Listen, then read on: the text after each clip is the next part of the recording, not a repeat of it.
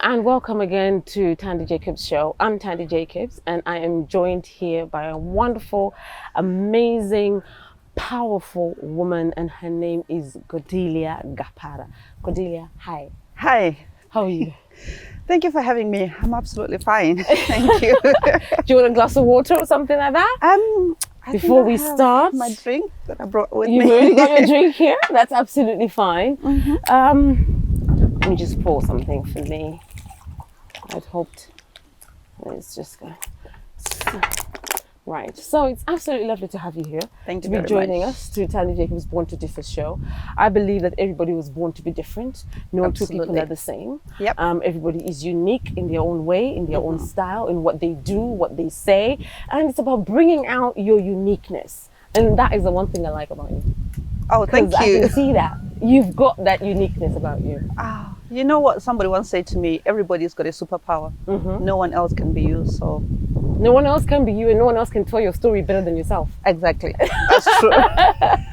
Okay, so Codilia, I mean, having you here on this show today is absolutely amazing. But people are going to be asking, who is Codilia? What a question. So Codilia was born in Zimbabwe back in the 70s. Okay. And You're not going to tell us exactly in the 70s. Just leave it. Let's leave it there. Yeah, 70s. Let's 70s. Let's leave it. Okay. So yeah, Codilia was born back in Zimbabwe.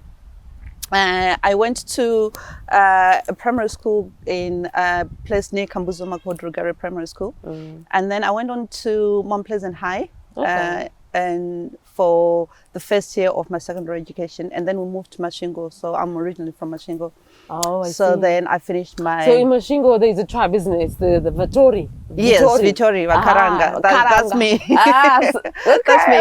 Okay. Yeah, so... If you mix, sometimes I've seen when you are with people who are from Mashingo side, the way they speak, if you don't understand it, sometimes, you know... It is, yeah. It's like they're not speaking Shona at all. Yeah, and that's the thing. When I'm with my people, I suddenly switch and I sound very Vitori. And people are like, we didn't know you sound like that. I was like, I had to learn to speak like normal Shona, but normally I'm very Vitori when I speak. Okay. So when did you come to the UK? So I came to the UK back in 2004. Okay. When I was only in my 20s. In your 20s. Long time ago, yeah. A long time ago. And did you intend to stay for this long, or it was just like a short visit? No, I think all of us, maybe I speak for everybody when I shouldn't, but then I think all of us, the idea was to come here, make your fortune, go back home, and then set up home. Okay. And then you come here and then life gets in the way and other things happen. Then 20 years later, you're still here planning your exit plan is not executed. So. Exactly. I think that's the same for me. I mean, I came here in 2000. Yeah. And I was like, I'm only there for 4 years. I'm going to school, and then 1 year of, making money, and then I go back to my country. Yep. Yeah. But yeah, I'm still here. Yeah. Reality works stronger than plans most of the time. Exactly, that is the case. But you got 2 kids, haven't you? I do. I've got a 20-year-old called Panashe, and I've got a 20-year-old. A 20-year-old Wow. called Panashe, and I've got a 13-year-old called Takunda. I must say, you look absolutely amazing. Thank you. So do you. Thank you. For what I was going to say, that you look amazing, because for somebody who's got a 20-year-old and a 13-year-old, you look stunning. Thank you very much. If I look at the picture as well that you had taken, there's a photo shoot that you had taken, I think, when you first launched your Silash, which we'll talk about. That picture and right now, there is a massive difference. What did you do? A lot. So I've always said, like, in my life, I've discovered that when there is something happening within myself, like a problem that comes in, I tend to create a storm without that is bigger than the storm within. Okay. So I have done things like... Wait, repeat that. Whenever there's a storm, you tend to create... a storm outside myself. A storm outside yourself. That is bigger than the storm within myself. So that is how I cope with stuff. So what I've done over the years is, when I finished dealing with breast cancer treatment, 9 months later, I decided that I was going to do Tough Mudder. It's one of the toughest races in the UK. It's like 18 miles of obstacles and stuff like that. Okay. It took me 8 hours to complete it, but I still completed it. And then I decided that... so you ran for 8 hours? Yes. and then climbed over stuff and swam in basins, for then 8 hours, you were running. Oh my ran through electricity and everything. Yes, it's not supposed to take you that long, but because my health wasn't perfect at that time, it took me a long time to complete it. Okay. And then I decided that I wanted something else was happening in my life at that time. And I decided that I was going to do a triathlon. The only problem is I couldn't swim and I couldn't ride a bike. Okay. So in January, I joined a club that taught people how to learn to swim. And in July, I completed a triathlon. Wow. So, I like that. Yeah. So whenever you're going through a storm, create another storm that is bigger than the one that you're going through. Yeah. So that you can focus on that than the one that is inside. Yeah. I The one that is absolutely like that. inside absolutely looks like petty compared to what you're trying to achieve. I like that. I like that. And on this note, we're going to take a quick break. We'll be back.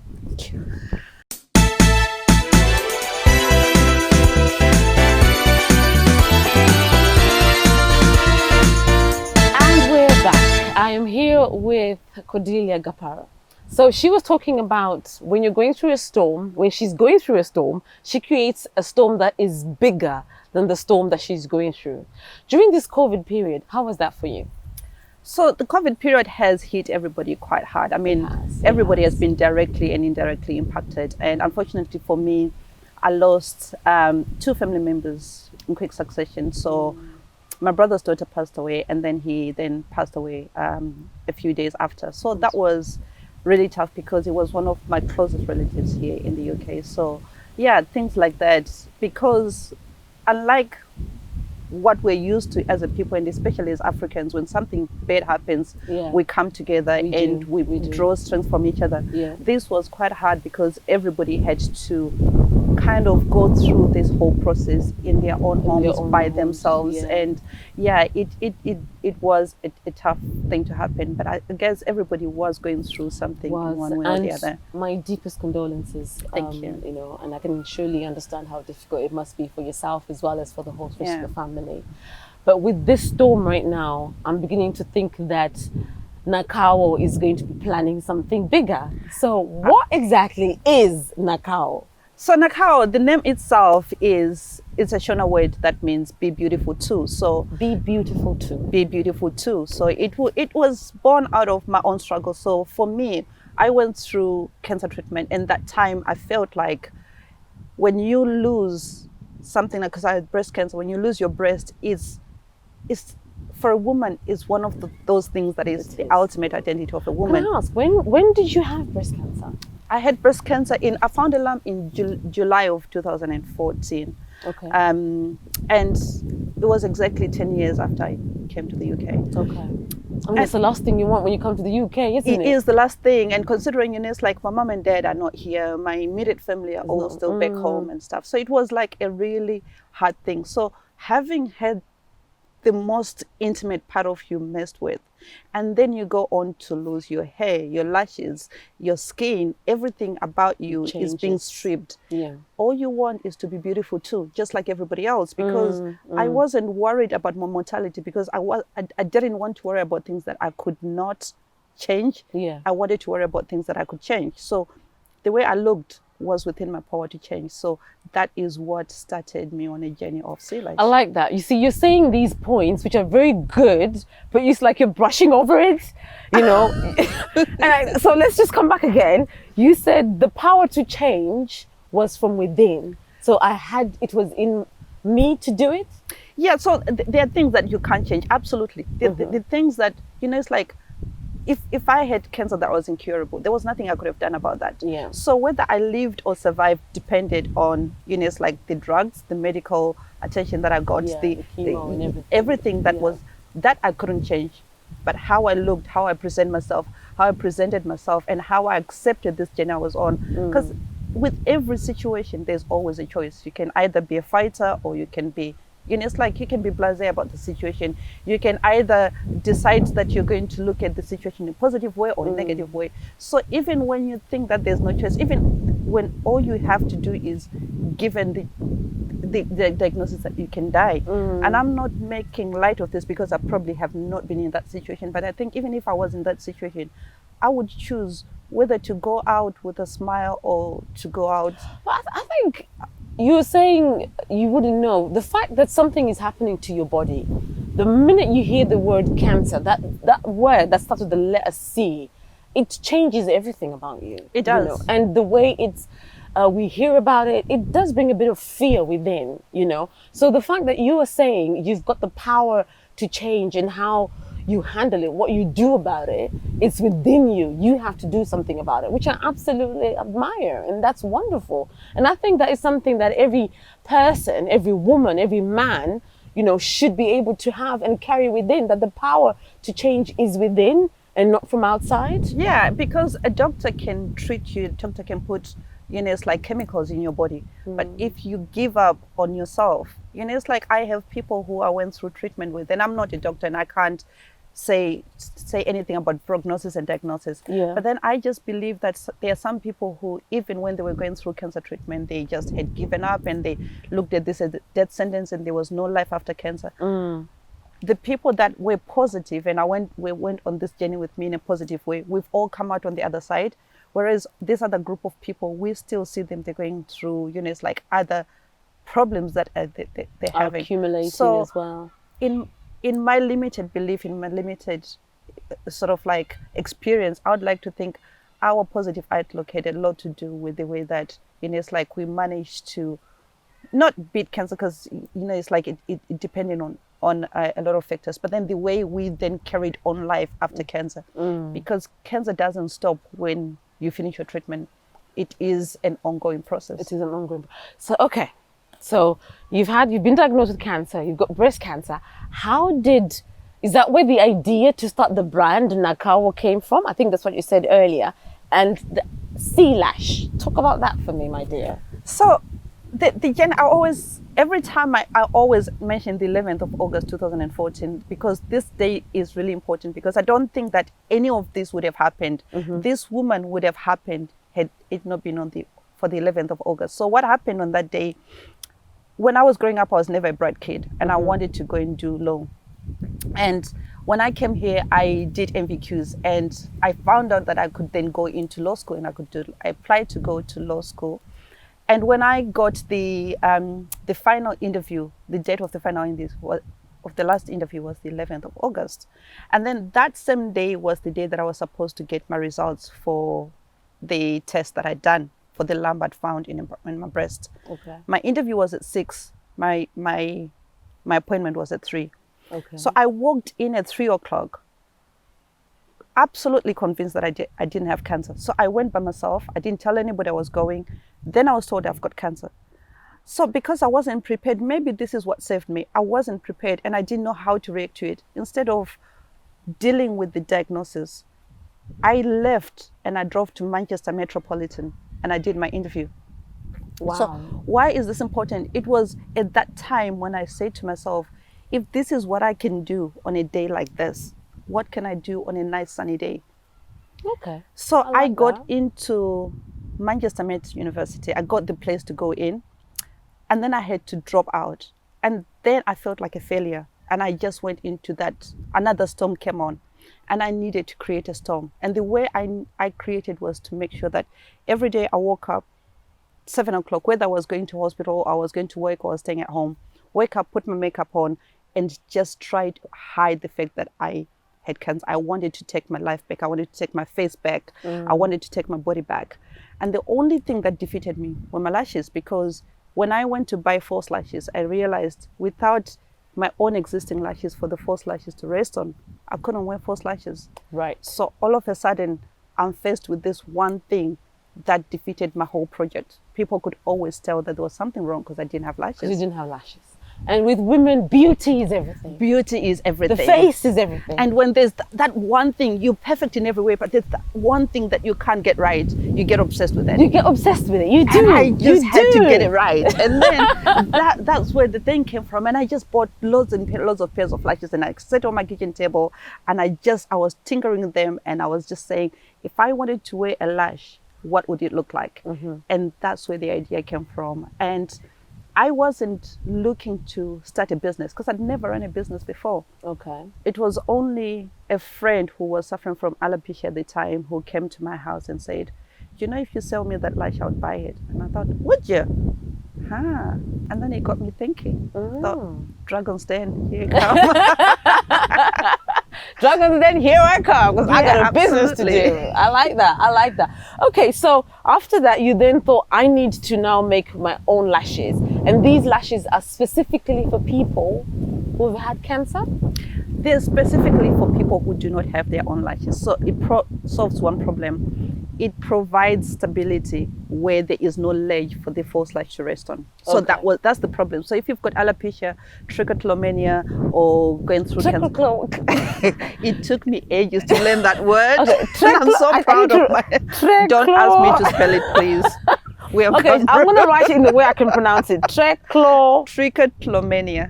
Trichotillomania. Yes. Okay, something. Trichotillomania. Okay. All right. I got it. Yes. And I'm a nurse, but I got it. This is people who impulsively pull out their lashes. Okay. So they do this all the time. I think it's sort of like it calms them down or something. But then I didn't even know that this is a thing that existed. And a lot of people who do this, they've been like for years, you know, it's like people think that, you know, it's like you can stop this. But then obviously I found out when sea lash, you know, it's like when you go and do your market research, I was concentrating on cancer patients. And then I found out that there's an even bigger market for alopecia patients. And then there's this other market that I never heard of people who suffer from this disease called trichotillomania. Wow. So have you got a packet there? I've got a few. So take a look and see. So I've got this. So this is the green packet. This is the volumizing. So Okay. there's like volume. Okay. And unfortunately, one of them is empty because I used it. And this is the lengthening. Okay. This is purple.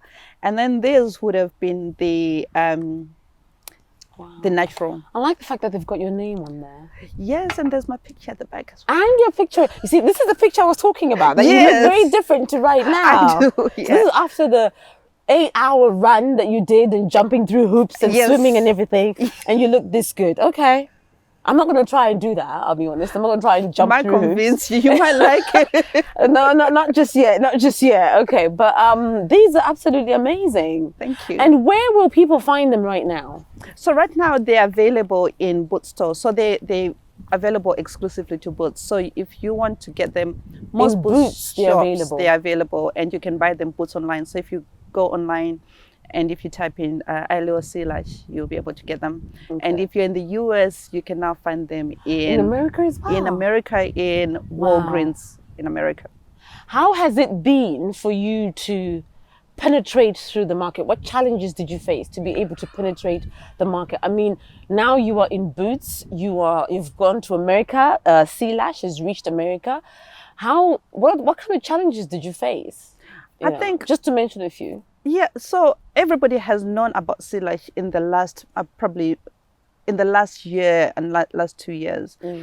And Sea Lash actually started way back in 2015. Okay.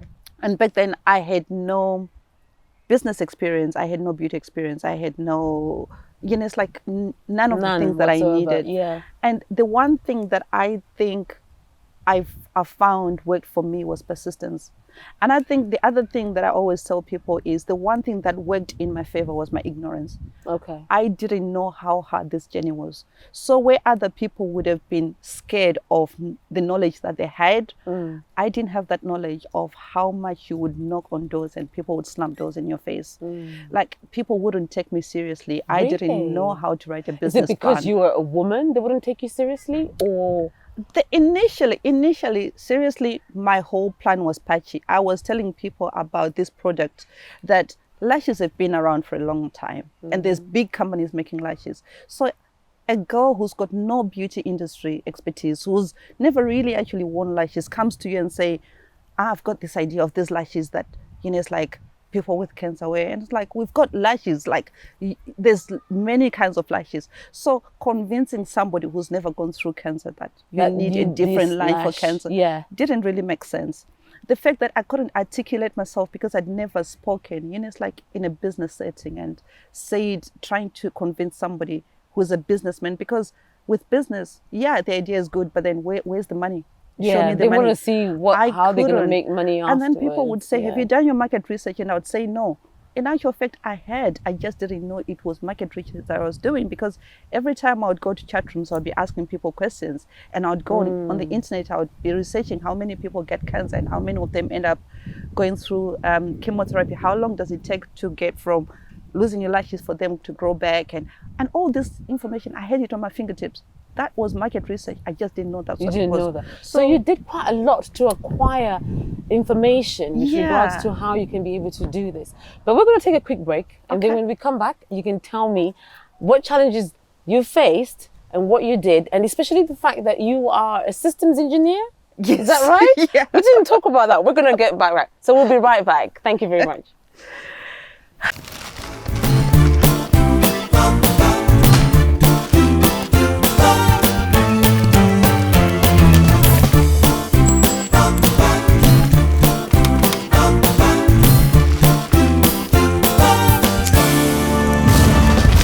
Welcome back to Tandie Jacobs Show, and I have Codilia here, who's been telling me about an amazing story of how she came up with Sea Lash. So Sea Lash, these are the first lashes ever made for people who have had cancer. Specifically, yes. Specifically cancer. And the idea came from the fact that you yourself had breast cancer and you lost your eyelashes. Yep. Your eyes looked naked. Without them, you know, and I women, we was can't constantly have, surprised. Yeah, you know, we can't have our eyes naked. You know, sometimes it's just a little bit of mascara, but then you had nothing to put the mascara on. I had nothing to put the mascara on, and that is why. Can I just mention? I keep dabbing my eyes. So, one of the things that happens when you don't have lashes is there's nothing to stop dirt from getting. So this is probably a long-term effect of the cancer treatment. So it did affect my eyes. So apart from the look, making you look beautiful, it also does have another positive impact on your eyes. Yeah, that is a wonderful positive impact. So you were telling me earlier about the challenges that you'd faced, and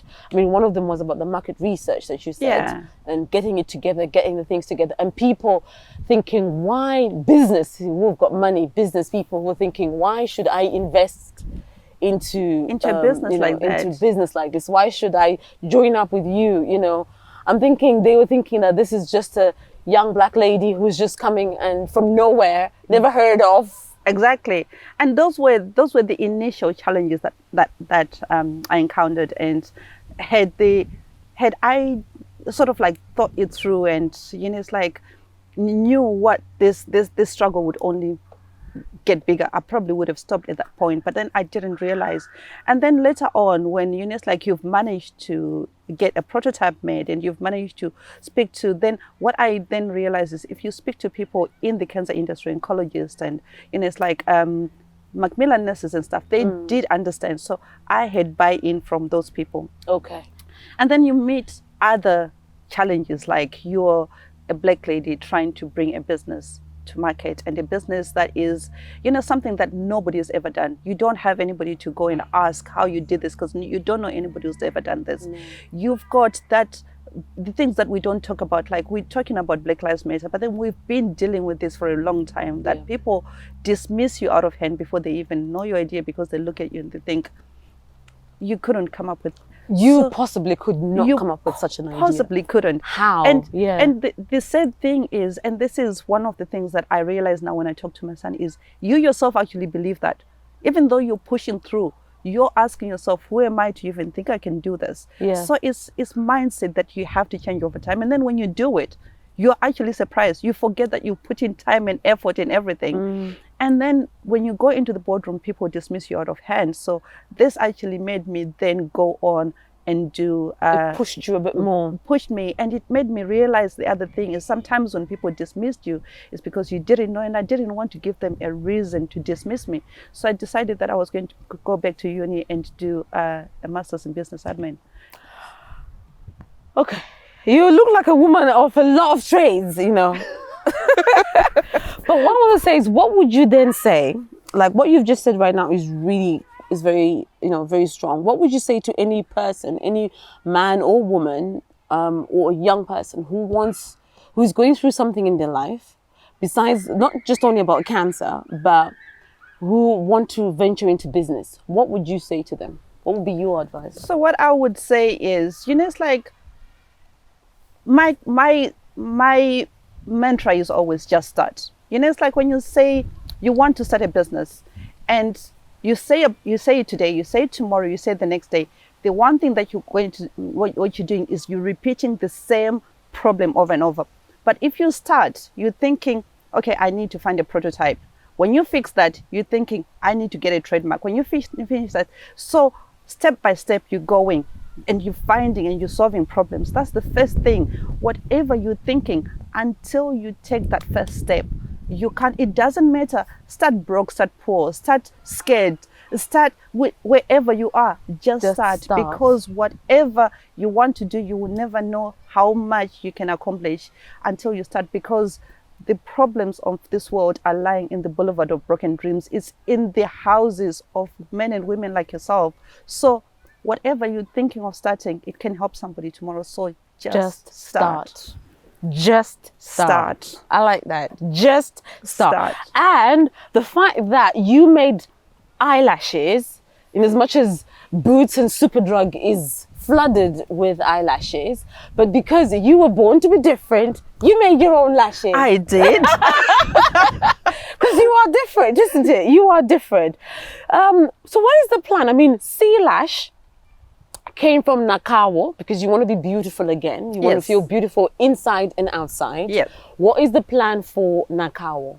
So before I go on, Sea Lash itself, the word Sea Lash, everybody thinks that Sea Lash stands for Codilia lashes or cancer lashes. It doesn't stand for that. Okay. So my idea was to claim back the alphabet. So see, when I was going through treatment, I met champions. I met people who were connected. I met people with can-do attitude. I met people who were courageous. So C is about taking back the alphabet. Really? Okay, let's hear that. So if you look connected. if you look at the packaging, on that side, it's got all the positive C's. So if you wake up that day wanting to feel courage, Sea Lash that day means courage lashes. Conviction, connection, challenge, champion, celebrate, champion, conqueror, connected. Whatever you want C to be for you on that day, that's what C is. So for me, beauty doesn't just stop with lashes. Yeah. When you're going through challenges, when you're going through illnesses and you want to look beautiful, if there's anything in the beauty industry that's stopping you from looking beautiful, C is coming your way. So we're not stopping with C Lash. There are C others that we're working on. So I've been working on a few projects and I have tasked myself. So I'm putting it out there because, it's like when you put something out to the world is expecting you to deliver. Yes. So I am saying this on camera. Before December, I would have launched the next C. Oh, and we are definitely looking forward to that. Absolutely. There is a new C coming. There is several new Cs coming, but there's definitely one going to be launched before December. Before the end of December. Yes. Wow. See, 2020 had COVID, which is C. Yes. But we need a positive C. We are going to have a positive C. Absolutely. From Codilia. Absolutely. I absolutely love that. No, thank you so much, Codilia, for being on the show today. Thank you for having me. It's been an absolute honor to have you here with me today and on our team, on our set and on our show, really. And you have just brought a lot of things, not just to everybody, but especially to myself. About continuing to persevere, be courageous, be strong, and don't give up. And above all, just start. Just start. And don't give up. No, you can't give up. If someone is to see you walking in the streets, they would never think you went through cancer. Because some people, when they've been hit by cancer, it affects them. And it's like they want to write it on their forehead. Do you know, but with the way you are, you're very positive about it. I think this is like, maybe this is a teaching point and it's really a value that you brought that up, because it's like there's some people going through cancer right now. And I'd like to say, look at me. There is life after cancer. Cancer used to be a death sentence before. Now, with advances in medicine, you can survive cancer. So if you're going through cancer and you think that, it's like, I don't know how you're going to do this and I don't know how this is, you can absolutely get to the other side. I have days when I don't remember that I went through cancer. And, it's like, I used to be scared that cancer is going to come back and stuff like that. But then this is the life you've got one life and you've got to live it. And then if you just put mind over matter and you just decide to live your life, cancer cannot define you. You define yourself. You define yourself. You told me a story and you were saying, because you're a systems engineer, isn't it? I am. And at first when you told me that, I thought it was something to do with IT. I thought it was A little bit. I thought something to do with IT, but then you were explaining to me that, Tandie, it's similar to when people don't use your phone at when you're putting fuel in your car because it might blow up. So when you go to let me just say a disclaimer. So a lot of unfortunate incidents have to happen at the same time for this to happen. But then the reason why you're told not to use your mobile phone when you're at the services is because your phone emits tiny little sparks and it can cause an explosion. I thought that was just something that they say. Is that so? It really does happen? No, it really does happen. It But really they just does don't want happen. us to, you know. So there is something called ATEX, ATEX. So there's an environment called ATEX. So offshore companies, so companies that drill oil, they've got environments that are volatile environments. Breweries have got ATEX areas where it's highly volatile. There are fumes that any small spark can cause an explosion. So my job is to go and turn your normal mobile phone or your normal tablet into a device that's safe to take onto those oil rigs and all those breweries. I see. So this increases communication. So if people want to communicate on an oil rig, if you want to talk to your missus at home, you can now do that. Whereas in the past, they used to depend on pen and paper because it was really hard to take computer devices. Okay, that's quite interesting. But the bit that I loved the most was where you said that you are the only woman who's the system engineer in your team, in your company. In the UK. In the UK. In the UK. You're the only woman. So when they hear that Cody is coming, they're thinking it's a man. Yeah, because who's Cody coming. is a man or a woman's name. Exactly. So they're expecting that this is a bit of a technical job. So it's a man who's coming. Yeah. But you come up there with all sea lashed on and you got your heels and you're walking and like, hi, I'm Cody. Hi, I'm Cody. Oh, wow. Absolutely amazing. I love Yeah, that. absolutely. But yeah, it's and you know, I love this because my day job miles away from my company. Yeah. So during the day, I am in my overalls and safety shoes, and I'm using drills and hammers and stuff. And then at night, I am all glammed up. I'm all glammed up. Yeah. Cordelia, it's been absolutely lovely having you on the show today. It's been a pleasure being here. And thank you so, so much.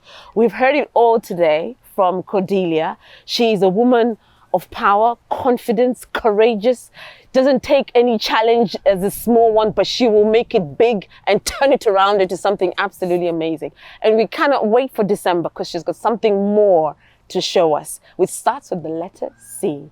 So thank you very much. I'm Tandie Jacobs from Born2Differ with Codilia Gapare. Thank you. Thank you very much.